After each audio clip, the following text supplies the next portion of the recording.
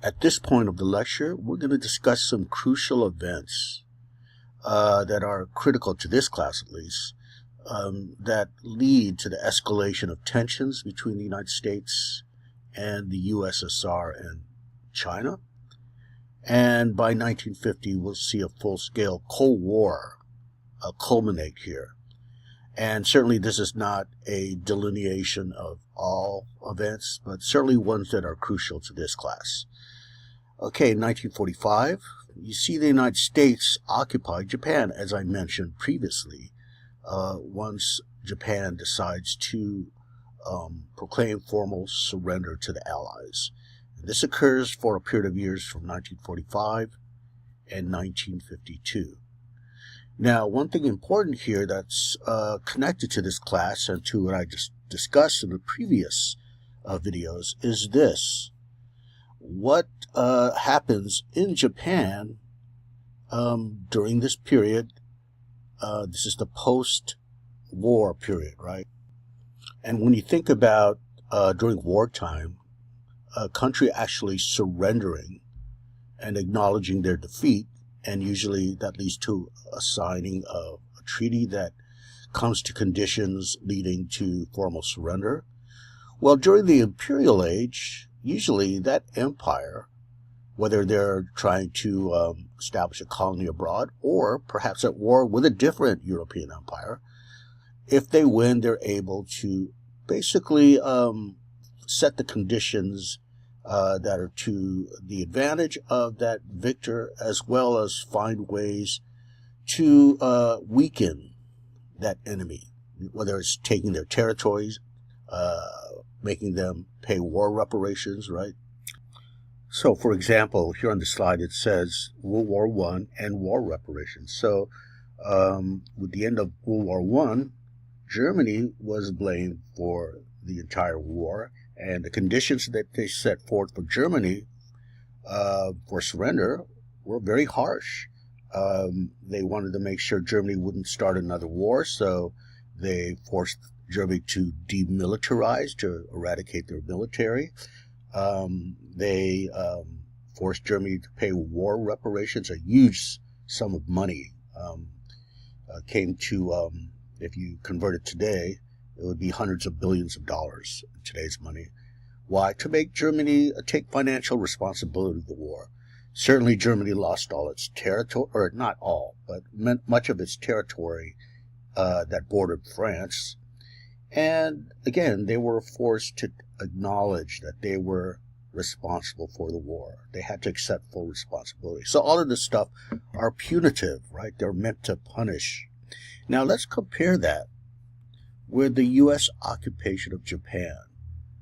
Now, of course, there's some harsh conditions set forth, like demilitarization. Japan was forced to strip its military. But one thing you'll notice here, and it's not necessarily part of the treaty, but it's how the relations unfolded with formal surrender in the next few years. What the United States did is help Japan repair its devastated economy. Okay, and should be noted here that even before World War II, Japan was clearly the most industrialized nation in the entire Pacific region, in all of Asia. Okay, in fact, if you recall the Meiji Restoration, this is why. They are clearly ahead of all Asian nations. So what do you think is the link here? Okay, it's interesting to think, why would U.S. Policymakers help Japan rebuild its economy rather than being punitive in the manner that Germany was imposed with all those conditions after World War I, right? That doesn't seem punitive to help them rebuild their economy. Well, hopefully it's clear to you that if we think about, for example, the Bretton Woods Agreement, we think about the plan that U.S. policymakers had come up with. Well, Japan being the only industrial nation really in all of Asia, it was crucial that Japan be part of this system of open trade. Okay, so therefore, this idea of helping Japan rather than bringing them to their knees, so to speak, it makes sense if you want to create the world according to the Bretton Woods vision. Okay, so again, put it otherwise, you're giving them money. You give them lots of money when they surrender. Okay, in usual wars, you don't give a lot of money to your vanquished foe. But here, after the atomic bombs, you say, okay, you surrender, we're going to help you, and here's a lot of money. Rebuild your economy, right? By the way, by the 1970s, Japan would become so great at industrialization and the production of commodities that they'll start to challenge the United States, right, in industrial goods, especially in the automobile industry. You'll see Toyotas and other like electronics like Sony eventually leading to global competition with the United States and other nations, especially Japan and Germany. Okay. All right. So that's what's interesting about the U.S. occupation of Japan. Again, link it to this notion of the world reordered according to this open market system. Okay, the next thing here is Truman's Doctrine in 1947. The Truman Doctrine, as it became known, is a plan to rebuild,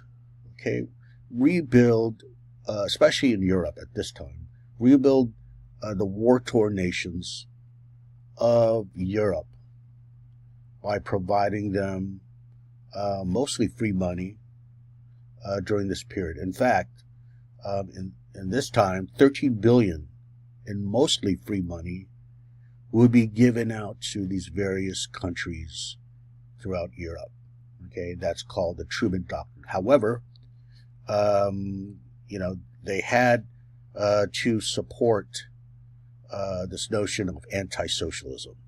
Okay, so what does that mean? It means that in some countries, like Greece, for example, was the big country after World War II, in the years right after that, 1946, 1947, you see a civil war in Greece between the socialists who wanted to establish a socialist political economy versus those who were anti-socialists. And what the Truman Doctrine did is give money to those countries that supported anti-socialism. All right, so that's the importance of the Truman Doctrine. And that's going to set up something important, which we'll discuss in the future, but just to let you know, this is the beginning of what we will call, quote, proxy wars, unquote, during the Cold War, right? Okay, 1949, as seen in this slide, is a key year because two monumental things happened. Number one, well, I mentioned a while back that China was our ally during World War II, but even before World War II, China was engaged in a civil war between the communists, as they call themselves, led by Mao, and they were at war with the nationalists. And they interrupted that war, that civil war, to fight Japan because Japan invaded China. So for a while there was this united front between the communists and nationalists against the Japanese Empire.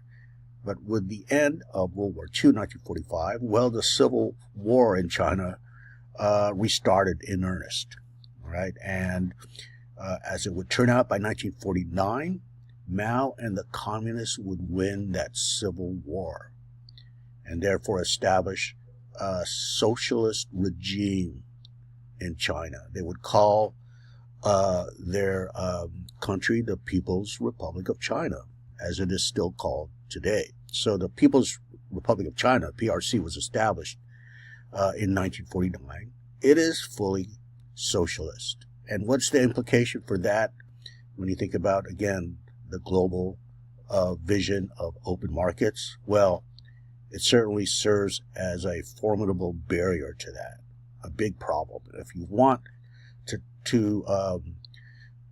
to actualize that global vision, all of a sudden in Asia there's this huge country called China that stands in the way. Now, another thing that happens in 1949 that's going to turn the tide in the war is the USSR inventing its own atomic bomb. All right?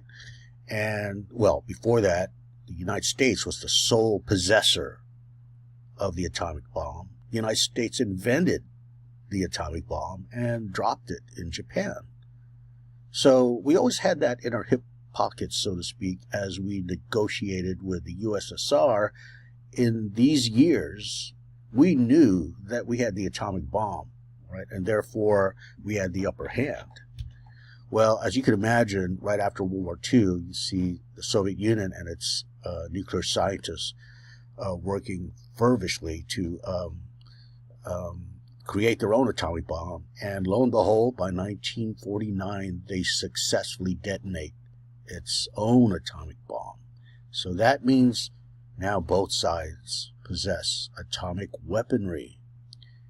And the implications of that is clear, right? There's no need to explain. And this leads to this notion of mutually assured destruction. And it's, especially during the Cold War, it was initialed as MAD, the acronym, as mentioned here in the slide, MAD. MAD refers to mutually assured destruction. And that, of course, means that both sides have atomic weaponry, and therefore, should a hot war ensue, to use that term, hot war, and should they both actually utilize atomic weaponry against each other, well, you know, it's apocalyptic. Could lead to the destruction of the world. Okay, so the fear of MAD, mutually assured destruction, hung over the whole world now after 1949. Say that clearly changes the complexion of this tension, the geopolitical tension between both sides. And finally, what happens, well, not finally, but in 1950, the early 50s, is this policy of containment, okay? In view of the fact that the United States now faced an adversary that possessed atomic weaponry, what should be the policy if the United States wants to prevent the internationalization of socialism and at the same time promote the internationalization of open free markets, right? Well, a strategy was actually fashioned by this policymaker, George Kennan. Okay, if you're interested in this, his last name is spelled Kennan, George Kennan. And George Kennan came up with what became known as the policy of containment, and this became really the standard operating approach to handling Cold War conflict and tension in the next decades. So we'll discuss this policy more in detail with the next video.